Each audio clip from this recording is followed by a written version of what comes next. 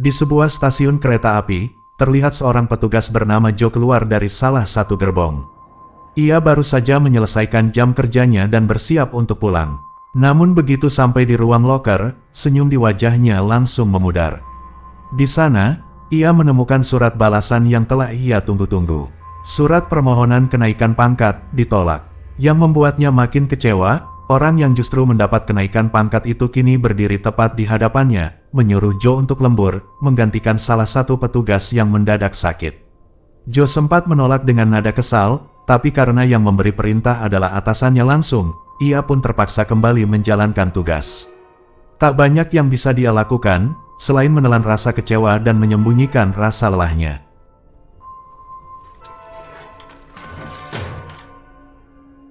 Tak lama kemudian, kereta kembali berangkat. Joe mulai menyusuri gerbong satu persatu, menyapa para penumpang sambil memberi informasi seputar rute pemberhentian, sebelum akhirnya mereka tiba di tujuan akhir, kota Eastbourne. Saat memeriksa tiket, Joe bertemu dengan seorang penumpang wanita bernama Maya yang kebingungan karena kehilangan tiketnya. Setelah mencari ke seluruh isi tasnya dan tetap tidak menemukannya, Maya pun akhirnya membayar ulang dengan uang tunai. Joe menerima pembayaran itu tanpa banyak tanya dan kembali melanjutkan tugasnya.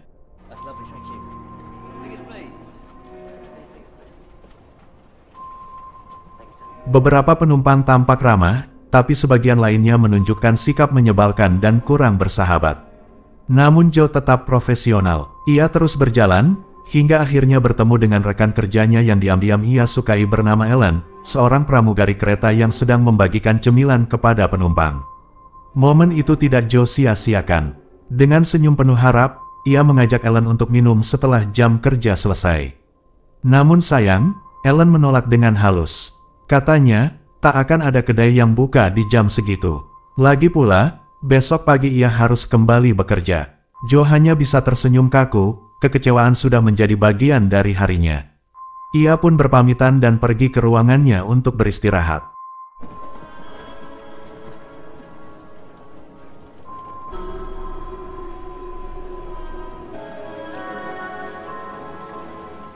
Beberapa jam berlalu, Joe tertidur di ruang istirahat, hingga tiba-tiba ia dikejutkan oleh suara keras yang membuat kereta berhenti mendadak. Ia segera bangkit, mencoba mencari tahu apa yang terjadi.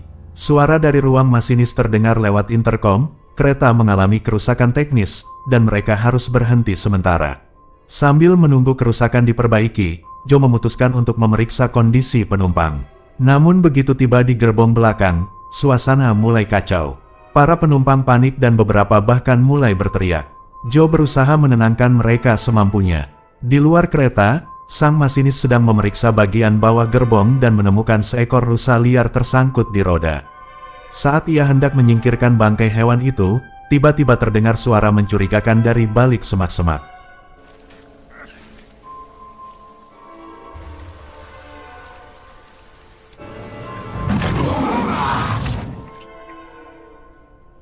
Sementara itu, Joe mulai gelisah, karena sejak tadi ia belum mendengar kabar dari masinis. Dengan perasaan tak enak, Joe keluar gerbong dan mencoba memanggil-manggil masinis sambil menyenter ke arah rel. Tapi hasilnya nihil, masinis menghilang. Joe segera kembali dan memberitahu Ellen tentang kondisi tersebut. Keduanya kemudian menghubungi pihak berwenang melalui radio. Namun sayangnya, karena cuaca buruk, tim penyelamat baru bisa tiba 4 jam lagi. Begitu kabar itu disampaikan, emosi penumpang langsung meledak. Mereka marah, panik, dan mulai mendesak Joe untuk mencari solusi. Joe juga mengaku bahwa masinis telah menghilang secara misterius, membuat situasi makin tegang. Di tengah suasana ricuh itu, seorang pria bernama Adrian, menyarankan agar semua penumpang keluar dari kereta, dan berjalan kaki menuju stasiun berikutnya. Sontak, saran itu menuai persetujuan dari sebagian besar penumpang. Namun masalahnya, pintu kereta hanya bisa dibuka menggunakan kunci khusus yang dipegang oleh Joe.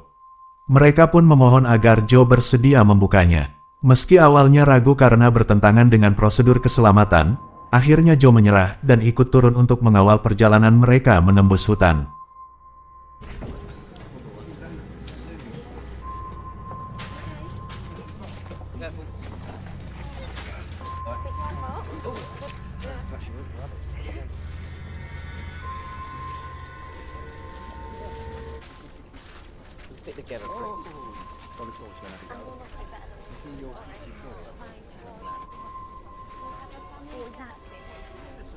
Tapi baru beberapa langkah masuk ke dalam hutan, terdengar suara aneh dari balik pepohonan. Joe dan Ellen segera bergegas mencari sumber suara itu. Tak lama kemudian, mereka melihat sesuatu yang mengerikan, jasad masinis, tergeletak dengan tubuh tercabik-cabik. Panik bukan main, Joe dan Ellen langsung berlari dan memperingatkan semua orang untuk segera kembali ke dalam kereta. Beberapa penumpang berhasil masuk, tapi sebuah tragedi terjadi. Seorang nenek dan suaminya yang tertinggal di belakang tiba-tiba diserang oleh makhluk misterius.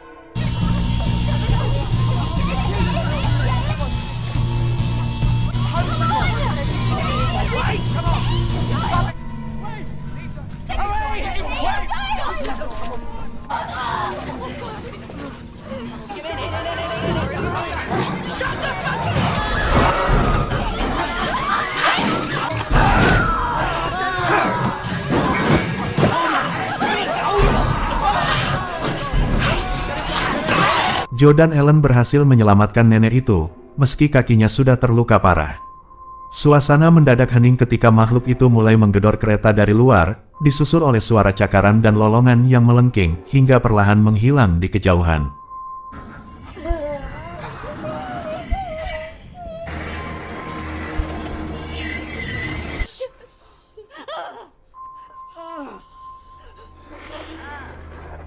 Joe menduga bahwa makhluk itu mungkin sudah pergi. Namun, ancaman masih terasa menggantung. Ia kembali mencoba menghubungi tim penyelamat melalui radio, tapi sinyalnya tiba-tiba menghilang. Di tengah kepanikan itu, seorang penumpang bernama Billy datang membantu. Dari hasil pengecekan, ia menyimpulkan bahwa kereta mengalami kerusakan mesin dan ada kebocoran bahan bakar akibat benturan sebelumnya.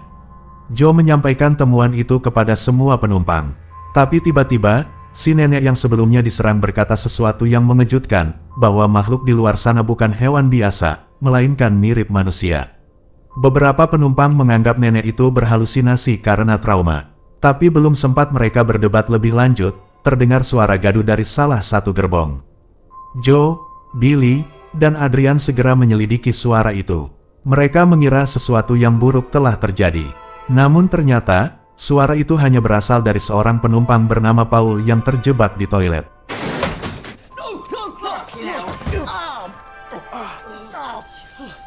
Beberapa saat setelah itu, si nenek mulai mengeluh kesakitan.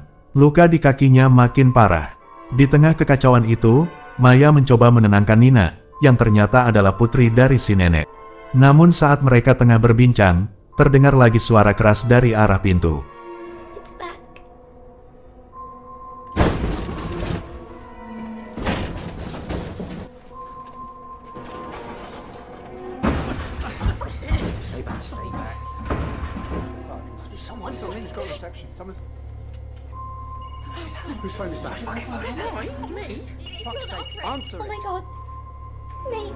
Dan secara mengejutkan, ponsel Nina berdering, sinyal mulai muncul kembali. Semua orang mendekat, berharap Nina bisa menghubungi bantuan. Tapi sebelum itu terjadi, Adrian yang terlalu terburu-buru merebut ponsel Nina, justru membuat gadis itu menjadi target serangan berikutnya.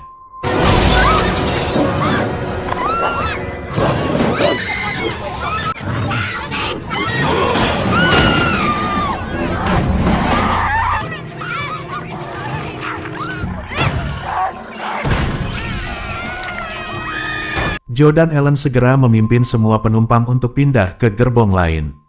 Teriakan, tangisan, dan saling menyalahkan kini memenuhi seluruh ruangan. Dan, itulah awal dari malam penuh teror yang belum berakhir. Di tengah kepanikan dan rasa takut yang masih membekas akibat serangan makhluk misterius tadi, si kakek tiba-tiba berdiri dan berbicara lantang.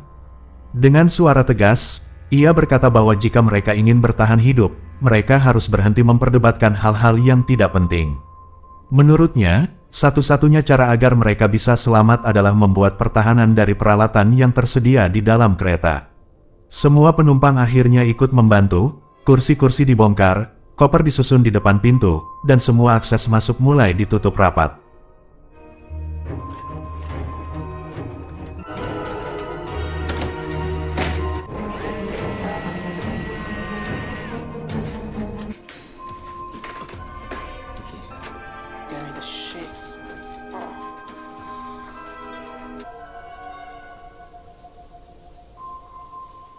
Suasana perlahan menjadi lebih tenang, setidaknya untuk sementara. Di salah satu sudut, Adrian terlihat sedang berbicara dengan Joe. Ia memperlihatkan kumpulan kunci yang dimilikinya, kunci apartemen, mobil sport, bahkan kunci rumah mewah miliknya. Adrian mencoba menyuap Joe, mempengaruhinya secara halus.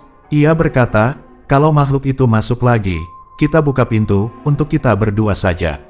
Biar mereka jadi umpan, kita bisa selamat. Namun belum sempat Joe menjawabnya tiba-tiba si nenek memuntahkan banyak darah dari mulutnya. Suasana yang baru saja tenang kembali memanas. Dalam kekacauan itu, Joe baru menyadari, Paul menghilang. Setelah dicari, rupanya Paul sedang buang air di toilet. Joe langsung berteriak memanggil, meminta Paul segera keluar dan kembali ke gerbong. Tapi sebelum Paul bisa menjawab, pintu toilet tiba-tiba rusak dan suara keras terdengar dari atas gerbong.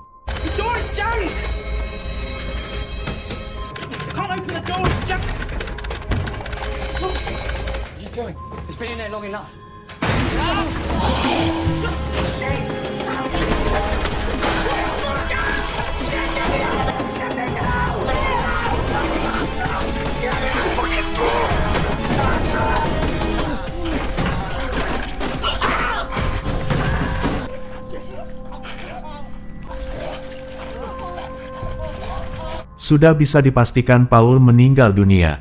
Saat hendak kembali ke gerbong utama, Joe malah mendapati pintunya telah dikunci dari dalam oleh Adrian.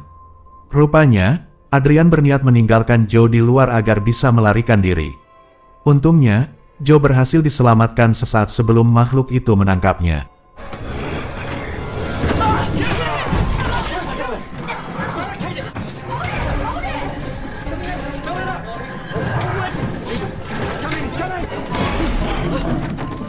Namun kegentingan itu belum selesai. Makhluk buas tersebut tiba-tiba menjebol pintu dan menerobos masuk ke gerbong utama.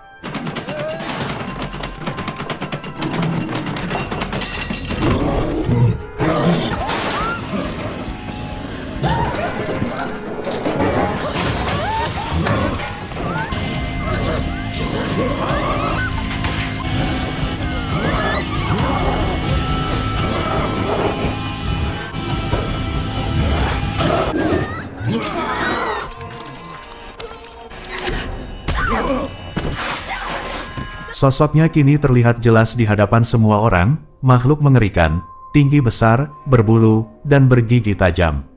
Joe bersama pria-pria lain langsung menyerangnya dengan senjata seadanya, apapun yang bisa mereka gunakan. Makhluk itu melawan dengan brutal. Ia sempat mencekik Billy, namun saat itu seorang pemuda bernama Matthew mengambil kapak darurat dan menghantam kepala makhluk itu dengan keras hingga ambruk. Setelah terdiam, Joe mulai memperhatikan tubuh makhluk itu. Bentuk wajahnya masih menyimpan ciri manusia, namun gigi-giginya tajam dan matanya seperti binatang liar.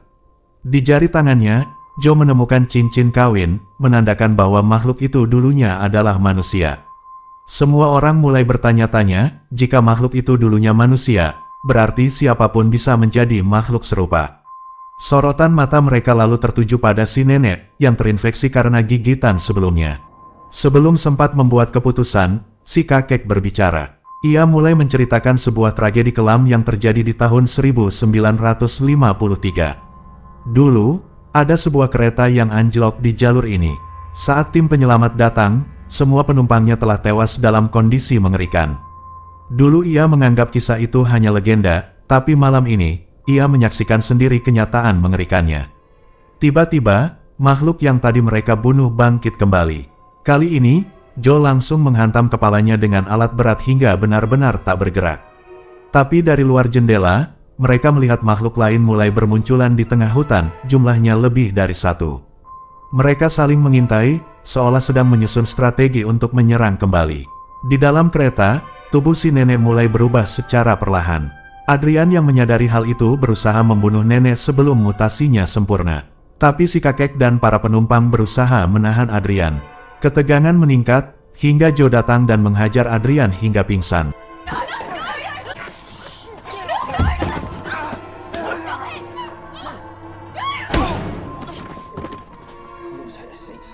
Untuk mencegah kejadian serupa, Joe memerintahkan agar Adrian dan si nenek diikat.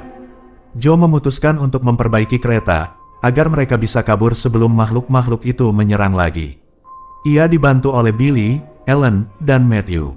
Joe dan Ellen berada di ruang kendali menunggu lampu indikator, sementara Billy dan Matthew keluar memperbaiki sistem bahan bakar.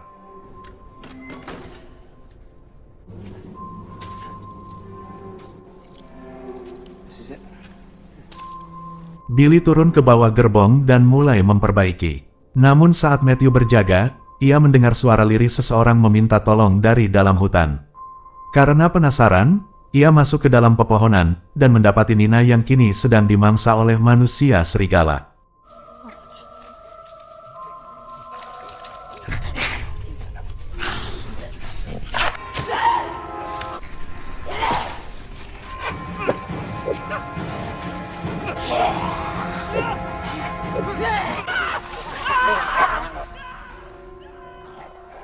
Sementara itu, Billy yang sadar dirinya dalam bahaya memutuskan untuk bersembunyi di bawah kereta dengan cara bergelantungan. Di saat yang sama, Joe dan Ellen yang melihat kemunculan makhluk serigala dari arah jauh langsung menyalakan kereta dan memacu mesin, tanpa tahu bahwa Billy masih ada di bawah gerbong. Di dalam, si nenek kini hampir berubah sepenuhnya. Dan saat ia hendak menyerang suaminya, Maya melepaskan ikatan Adrian agar bisa membantunya.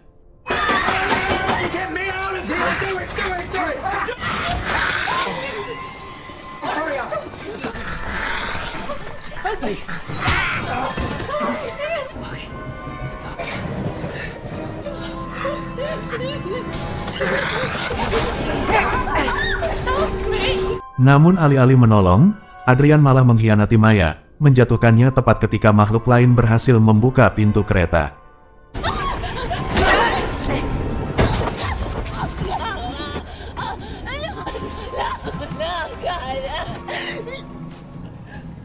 Di luar, Billy masih bergelantungan. Namun sial, tangannya tanpa sengaja menarik selang bahan bakar, menyebabkan kereta mengalami kebocoran lagi.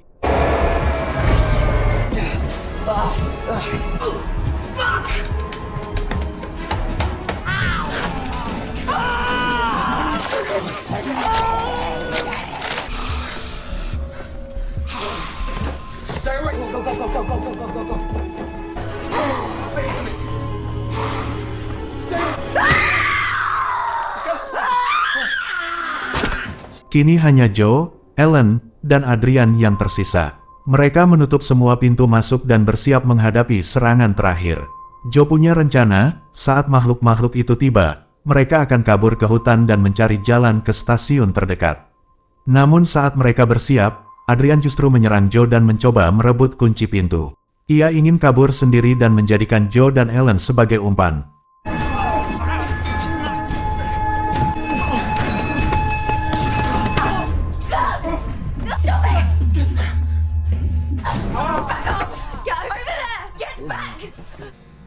Got it all worked out, don't you?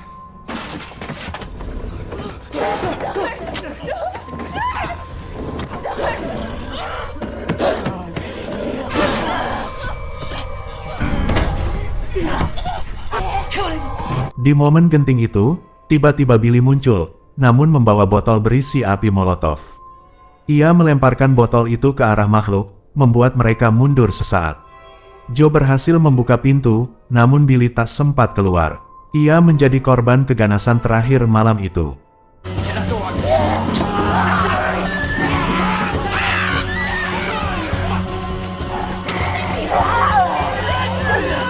Joe dan Ellen lari sekencang mungkin ke dalam hutan. Namun langkah mereka terhenti saat menyadari mereka telah dikepung. Dalam kondisi genting itu, Joe membuat keputusan. Demi menyelamatkan Ellen, Joe memutuskan untuk tetap tinggal, menjadi umpan terakhir agar Ellen bisa melarikan diri. Dengan mata berkaca-kaca, Joe mencium Ellen untuk terakhir kalinya dan berkata, "Cepat lari sejauh mungkin."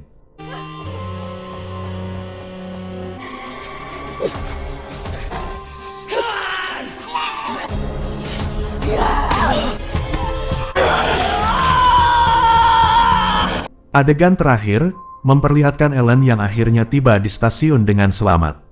Sementara di tempat lain, Adrian yang sejak tadi berusaha selamat sendirian, tersesat di tengah hutan.